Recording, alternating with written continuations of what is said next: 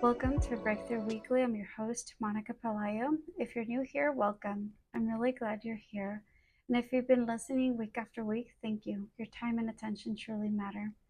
This podcast is where we unpack the subconscious patterns shaping your decisions, your confidence, your relationships, your work, and the way you show up in your life. Every episode is designed to help you see what's operating beneath the surface so you can stop reacting on autopilot and start moving forward with clarity and intention. If these conversations resonate with you, make sure you subscribe so you don't miss future episodes. All right, let's get into today's conversation. In my previous article, The Hidden Family Pattern That Turns Kindness into Self-Abandonment, I wrote about the pattern of overgiving, how it often looks like love on the outside, but slowly turns into exhaustion and resentment on the inside. This episode is a continuation of that reflection. Because what's interesting isn't just seeing the pattern, it's what happens after you see it. When awareness doesn't immediately change behavior, when old dynamics push back, and when real change begins to surface in uneven and uncomfortable ways. After I became aware of the pattern, it didn't disappear. It started showing up in real time. Same conversations, same situations, but I was seeing them differently. For months, I kept naming what I was seeing. I could explain the pattern, point out the overgiving, name the exhaustion, resentment, and guilt underneath it. I reiterated calmly, directly, consistently, and still nothing was landing. From my perspective as a hypnotherapist, I understood why. A belief system that's been reinforced for decades doesn't shift just because you explain it. Until belief is questioned, it overrides new information. Repetition doesn't immediately change a belief, it confirms it. But over time, something subtle began happening. The explanation started feeling less solid. The justifications required more effort. That's when the belief began to fumble. Now, fumbling doesn't look like agreement.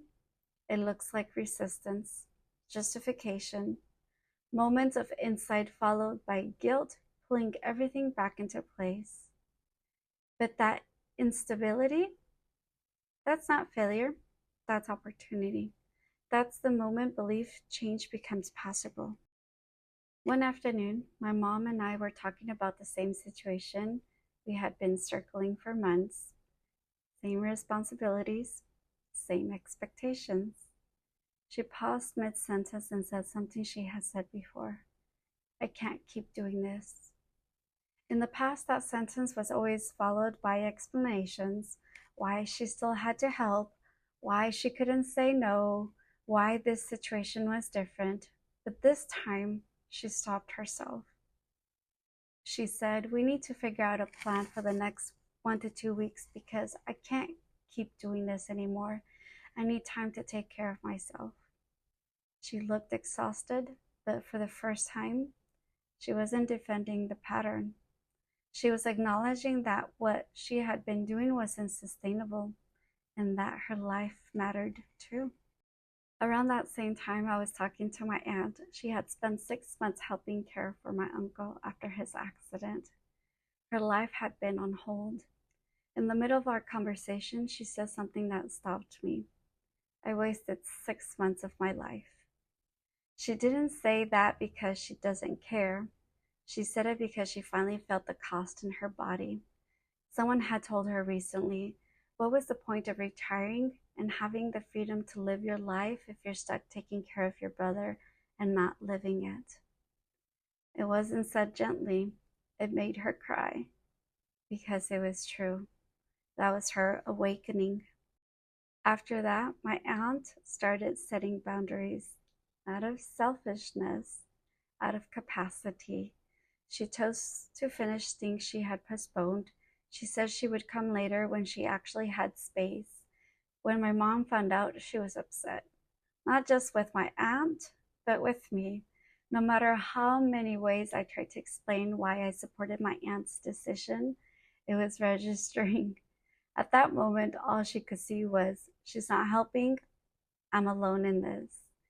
But what I was witnessing wasn't anger, it was hurt. My mom had a real need. She asked for help. The boundary wasn't registered as she has limits. It was registered as my needs don't matter.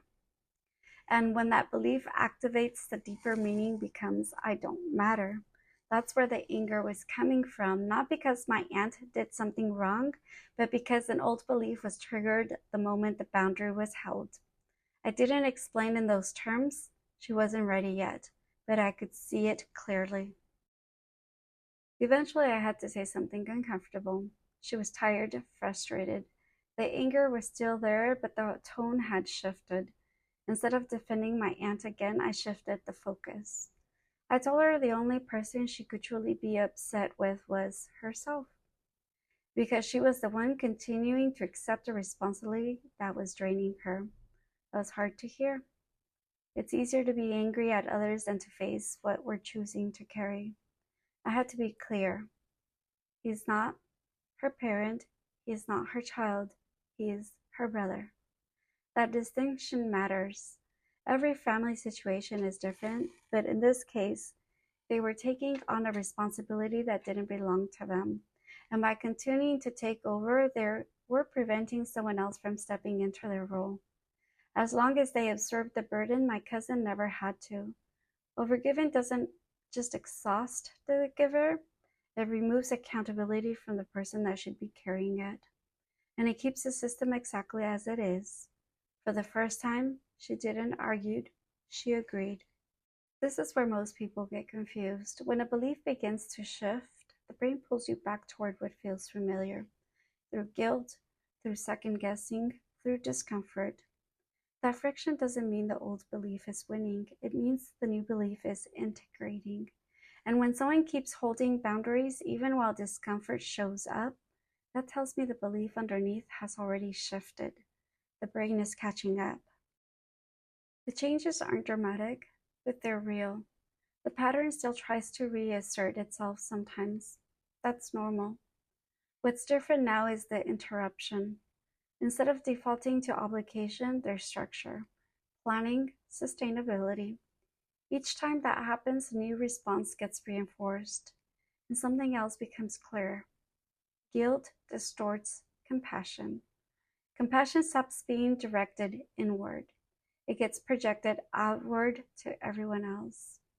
When giving comes from obligation instead of choice, it doesn't come from goodwill. It comes from depletion. That's where resentment forms, not because people don't care, but because they're abandoning themselves. Now my mom speaks more from intention than obligation. My aunt holds her boundaries with less guilt. The pattern hasn't disappeared, but it's no longer automatic. Through repetition, the new response is being embedded, and that's how change stabilizes. If you recognize yourself here, you might sit with this. What part of me feels the need to help in order to feel okay with myself? And if I don't help, what do I believe that says about me? You don't need immediate answers. Awareness is enough to begin. If this episode resonated with you, don't keep it to yourself. Share it with someone else who needs to hear it. And if you're ready to explore subconscious patterns shaping your behavior and shift them at the root, you can book a complimentary discovery call at thethrivingpathways.com/appointment. This is a focused conversation where we look at what you're experiencing, what you want to move toward, and whether this work is right fit for you. Thank you for being here. Thank you for investing your growth. This is Breakthrough Weekly. I'm Monica Pelayo, and I'll see you next time.